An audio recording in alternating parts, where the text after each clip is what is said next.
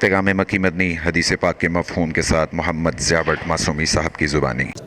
एक सहाबी रजी अल्लाह तआला का वाक़या याद आ गया। आपने एक ऊँट के घोड़ा किसी सहाबी ने पूछा किन्ने का, उन्हें क्या 500 का, कोई वक़्त के मुताबिक ना पैसे ले दसे 500 दिरहम। मैं चक्कर ला ला दोवें सहाबी ने रजी अल्लाह तआला उन्होंने 500 लैके तो चक्कर लंज ना खरीदना, चक्कर ला के आए ने। तेरा जड़ा घोड़ा है ना ये तो 600 है। ने कहा हाँ जी है तो 600 का ते नहीं तो 600 नहीं ये 700 का है। मैंने कहा हाँ जी, फिर कहते ने नहीं ये 700 का नहीं ये 800 का है तेरा।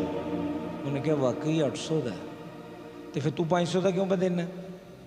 चीज़ 500 की भी मिलती है, असी की करने आ किसी का कोई दा धप्पा लगे सही, कोई घर किसी ने वेचना है, कोई मोटरसाइकिल तो कोई जरूरतमंद आए सही तो असी किंज झपट के पैने 25,000 वाली चीज़ 15 फड़ लो 15।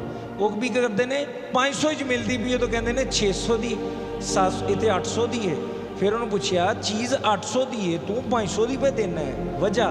उन्होंने कहा मेरी बेटी की शादी है, मैं ज़रूरतमंद हाँ, मैनू पता सी मेरी चीज़ 800 की है, मैं इसलिए 500 की दी। उन्हें कहा फिर तेरी मजबूरी सी तू 800 की 500 ही दे रहा? उन्हें कहा मेरी मजबूरी सी, मैं 800 वाली 500 ही दे रहा। उन्हें फरमाया फिर मेरी भी मजबूरी है, मैं 800 ही लेना।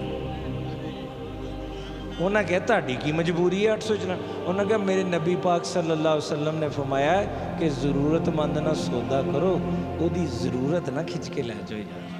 अज असी की करने वो मकान विकता भाई 70 की जरूरत ही 65 ही 5 ही 50 ही फड़ लै, जरूरतमंद की जरूरत का फायदा उठा रहा।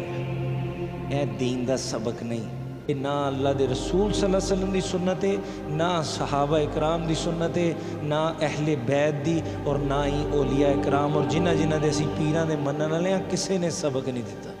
असी धोखेदही च नहीं जाना, जो किसी का हक है तुसी उन्होंने वो बचाओ, वो खालके कायनात जिहड़ा तुहाडा हक है वो तुहानूं बचाएगा। ये तकवा रखो, ईमान रखो, खुदा दी कसम दरवाजे खटखटा के लोग आके तुहानूं देंगे, उतों देगा। उन्हें वाजिया जो कह दिता ना भुल जाने उतों देंगा जितों तेरा वहमो गुमान भी नहीं होना। इतों कितों दे सकता है? सिर्फ यकीन पुख्ता करिए, अपना अकीदा पुख्ता करिए, किसी की जरूरत का नाजायज़ फायदा नहीं उठाना सी।